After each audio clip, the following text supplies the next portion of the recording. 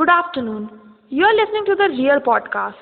Today is Monday, 29 September 2014, with your host Sonika Shukla, student from IIJNM. Today we'll be talking about child labor and its consequences. But before moving to the topic, let's welcome Nagesh Hegde. He is a famous development journalist and we'll be discussing the related topic. So let's welcome Mr. Nagesh Hegde. Hello sir, welcome to our show. Thank you for your warm welcome, Sonika. Sir, as you know, today we'll be discussing about the problem arising every day, that is child labor in India. So, what according to you, what is the root of the child labor? Sonika, the major problem in India is poverty. So the problem arises at the same. If poverty rises, naturally security arises. Three survival properties which include food, clothing and shelter are the major reasons. There are also some factors which are responsible for child labor like climatic factors, population, personal factors and economic problems like agriculture, affect problems and social problems like education. Okay, so let's listen up some of the stories of the victims and we'll be back with the solution.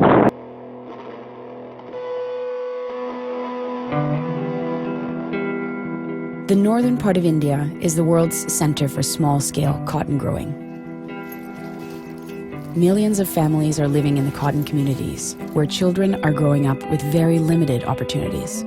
The cotton industry in India is extremely labor-intensive, and many children are at risk of being used for child labor instead of going to school. Since 2000, IKEA Foundation has been active in India in the fight against the root causes of child labor. Around the world, 218 million children are involved in child labour. Child labour is any work done by children that is dangerous, keeps them from getting an education, and is harmful to their health and development. India is home to the largest number of child labourers in the world. Most of the children who are working today in child labor belong to low caste in Indian caste-ridden society. So that socio-cultural factor is a major factor. Most of them are belonging to untouchable, the traditional untouchable caste and tribals and minority communities. So that's one very, very strong factor.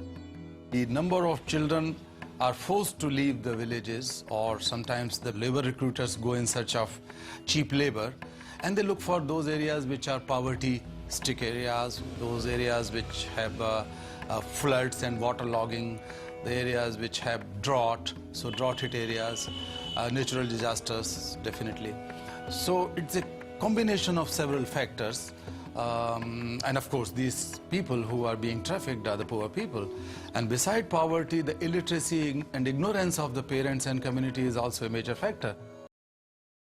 Okay, so Mr. Hegde, what do you want to say for that, and according to you, what is the solution? There's a solution for this. Let me just name them in order. Increase family income, education, social services, family control of fertility, elimination of poverty, enforce labor laws, abolishing child trafficking, and promote fair trade and replace child workers by adult workers. Thank you so much, sir. It was nice talking to you, and you guys hopefully should take care for your children who are the future of India. Till then, take care. Bye.